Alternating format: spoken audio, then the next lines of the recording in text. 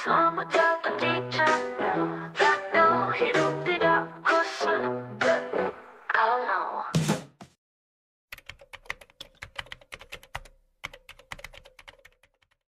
Belakangan ini, semakin banyak berita tentang kasus kekerasan terhadap anak, yang ironisnya justru dilakukan oleh orang tua mereka sendiri. Menurut data dari berkas dpr.go.id, November 2024, pelaku kekerasan terhadap anak didominasi oleh orang terdekat, termasuk orang tua yang menempati posisi tertinggi setelah pacar atau teman anak. Berikut data jumlah orang tua yang menjadi pelaku kekerasan terhadap anak. Tahun 2021 tercatat 2.516 kasus, 2022 naik menjadi 2.771 kasus, tahun 2023 kembali naik menjadi 3.050 kasus, dan tahun 2024 2.389 kasus. Data ini kemungkinan belum sepenuhnya mencerminkan kenyataan, karena masih banyak kasus yang tidak dilaporkan dan baru terungkap ketika dampaknya sudah sangat parah, bahkan berujung kematian. Bagaimana kekerasan ini bisa terjadi? Ada 5 alasan. Alasan yang pertama adalah stres dan kelelahan. Mengurus anak bukan tugas yang mudah, terlebih jika seluruh beban ditanggung oleh ibu seorang diri. Dari masa kehamilan, persalinan, hingga membesarkan anak, semuanya membutuhkan fisik dan mental yang kuat. Di sini, peran ayah sangat penting. Anak adalah hasil dari hubungan suami istri, maka tanggung jawab ini harus dipikul bersama. Suami perlu terlibat aktif, mulai dari mendampingi istri saat hamil, membantu merawat anak, hingga berbagi peran dalam pengasuhan. Kurangnya istirahat dan tekanan yang terus-menerus bisa memicu stres, dan dalam kondisi ini, anak seringkali menjadi sasaran pelampiasan. Yang kedua, masalah keuangan. Kesulitan ekonomi bisa membuat orang tua frustasi, dan sayangnya, anak seringkali menjadi korban pelampiasan emosi mereka. Bahkan pasangan yang sudah memiliki perencanaan keuangan pun bisa menghadapi tantangan, apalagi mereka yang menikah tanpa mempertimbangkan aspek finansial.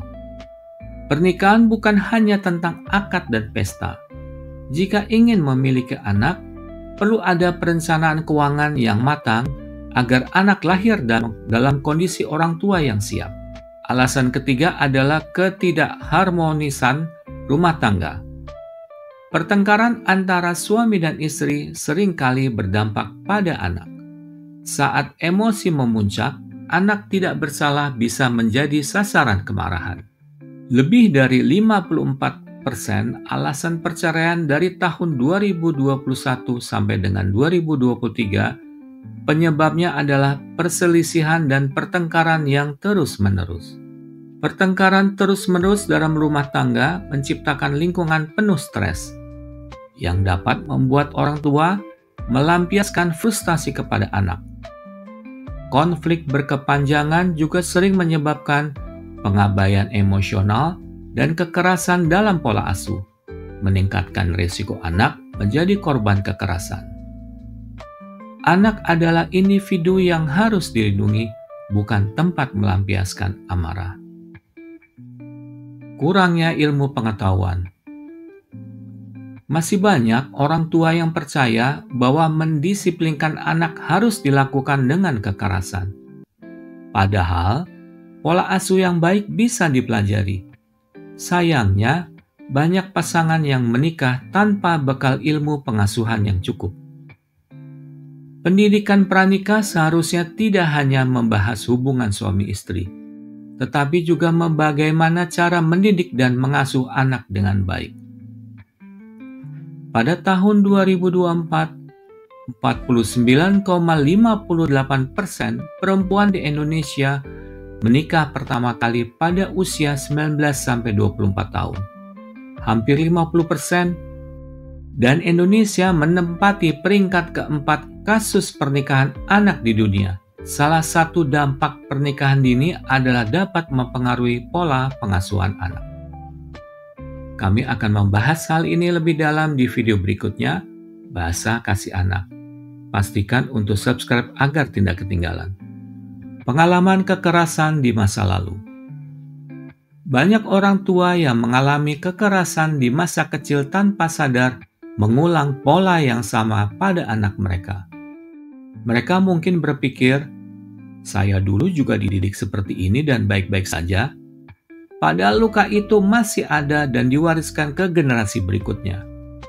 Tanpa contoh pola asuh yang sehat, seseorang bisa kesulitan mengelola emosi dan membangun hubungan dengan penuh kasih. Namun, siklus ini bisa diputus dengan kesadaran, edukasi, dan dukungan. Orang tua bisa belajar mendidik anak dengan cara yang lebih baik. Anak tidak seharusnya menanggung luka masa lalu orang tuanya. Keputusan ada di tangan kita. Hentikan, jangan ulangi, bangun generasi yang lebih baik. Ketidaksiapan mental memiliki anak. Banyak orang menikah karena tekanan keluarga atau norma sosial, tanpa benar-benar siap menjadi orang tua. Setelah menikah, mereka terkejut dengan tanggung jawab besar yang datang bersama kehadiran anak. Ketidaksiapan ini seringkali berubah menjadi frustasi, terutama ketika konflik rumah tangga muncul dan kondisi semakin sulit saat anak lahir. Masalah kesehatan mental dan penyalahgunaan zat pada orang tua. Orang tua dengan masalah kesehatan mental atau penyalahgunaan zat cenderung sulit mengendalikan emosi, yang bisa berujung pada kekerasan terhadap anak. Stres, depresi, atau pengaruh alkohol dan narkoba dapat membuat mereka kehilangan kontrol diri. Menjadikan anak sebagai pelampiasan, lingkungan seperti ini tidak hanya merugikan anak secara fisik dan emosional, tapi juga meningkatkan risiko mereka mengulang pola yang sama di masa depan. Jadi untuk mencegah itu semua, inilah hal-hal yang harus disiapkan sebelum menikah. Apa yang harus dipersiapkan sebelum menikah? Pertama, diskusi soal anak. Sebelum menikah, pasangan harus mendiskusikan hal-hal berikut. Apakah ingin punya anak? Jika iya, kapan? Bagaimana kesiapan fisik dan mental calon ibu? Bagaimana kesehatan reproduksi dan kesuburan? Bagaimana rencana pengasuhan anak? Apakah ada bantuan dari keluarga atau harus mencari pengasuh?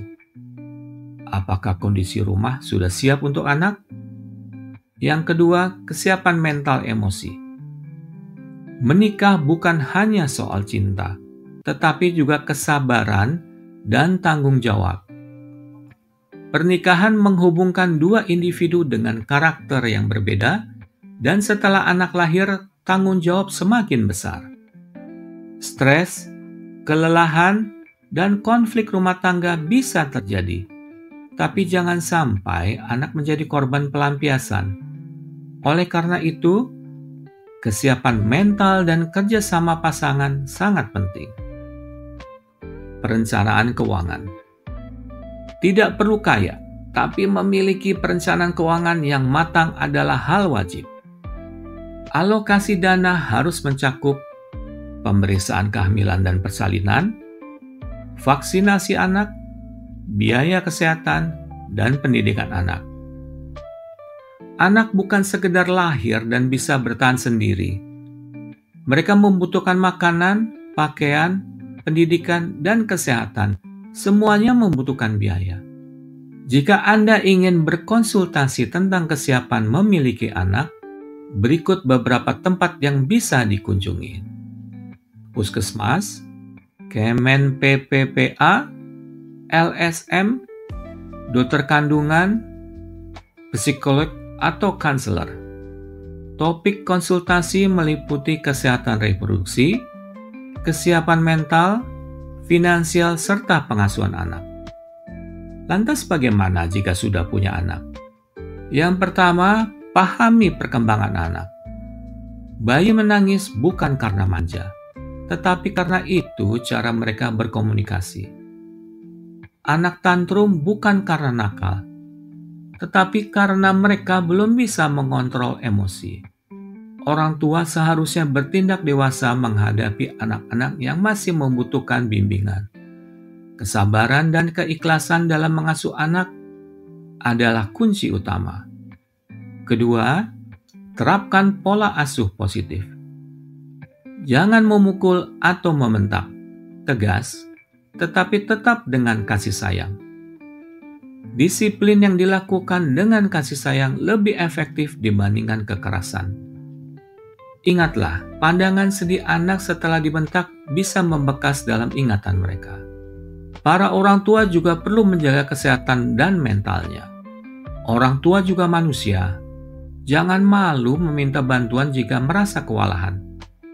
Lebih baik meminta dukungan daripada stres dan melampiaskannya amarah kepada anak. Terakhir, jadi tim dengan pasangan.